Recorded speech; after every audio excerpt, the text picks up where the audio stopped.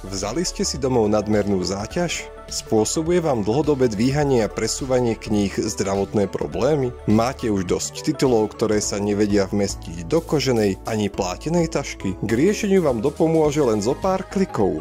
E-knihy. Žiadna hmotnosť, no neberte ich na ľahkú váhu.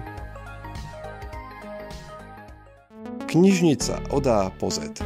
Časť 13. Mením, meníš, meníme sa. Rôzne podoby kníh. Veru.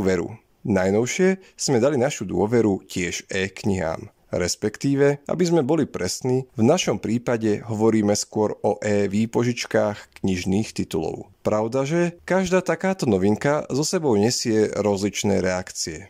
Niektorí z vás by si ich vypožičali hneď zo 20. Iní zas pri našej inštruktáži len neveriacky krútite hlavou a prevraciate očami. Ako všetko v živote, tak aj e-knihy majú svoje lepšie a horšie stránky. Obdobne sú však na tom všetky podoby kníh, ktoré si dnes preklepneme.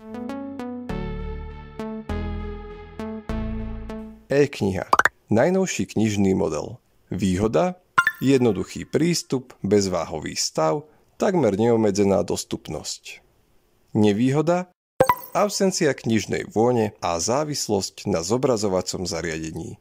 Túto chuťovku z nášho knižničného menu odporúčame najmä tým fajnšmekrom, ktorí si potrpia na úplné novinky a neprekáža im dlhý očný kontakt s mobilom, tabletom alebo čítačkou. Zobrať si ju môžeš so sebou naozaj všade. Dokonca sa ti po uplynutí mesačnej výpožičnej doby sama odpíše z konta. Nerozpadá sa, záhadne sa nestráca z police a nezaberá miesto v batožine. Tak čo? Je pre teba e-kniha OK alebo EE? Fyzická kniha. Klasika, ktorá nikdy nevyjde z módy. Výhody? Vôňa, dotykový zážitok, zhmotnená prítomnosť. Nevýhody? Opotrebovanie a poškodenia, uberanie životného priestoru, zodpovednosť, doprava tam a naspäť. Tento obľúbený pokrm všetkých knihožrútov je stálicou u tých čitateľov, ktorí vyznávajú tradičné hodnoty a maznanie sa so svojím štvorhranným kamarátom. Medzi obvyklými rituálmi nechýba vkladanie záložiek rozličných tvarov a dĺžok a ich následné neustále zabúdanie.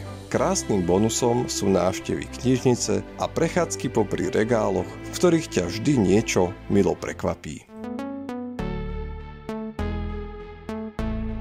Zvuková kniha. Výhoda? Krása hovoreného slova. Nevýhoda? Udržiavanie pozornosti. Nepríjemný hlas kazí celý dojem. Túto lahôdku pre uši si v našej knižničnej kuchyni ponechávame pre čitateľov so zrakovým a telesným znevýhodnením. Knižnice sú tu pre všetkých a sme radi, že vďaka spolupráci so Slovenskou knižnicou pre nevidiacich môžeme našim čitateľom dopriať aspoň takýto kultúrny zážitok. A ktorú podobu kníh máš v obľúbe ty? O e-výpožičkách kníh ťa ako o momentálnej novinke radi kedykoľvek poinformujeme pri našom centrálnom pulte. Dúfame, že sa s nami na ceste knižnicou od A po Z nenudíš a počuť sa budeme aj pri písmenku N.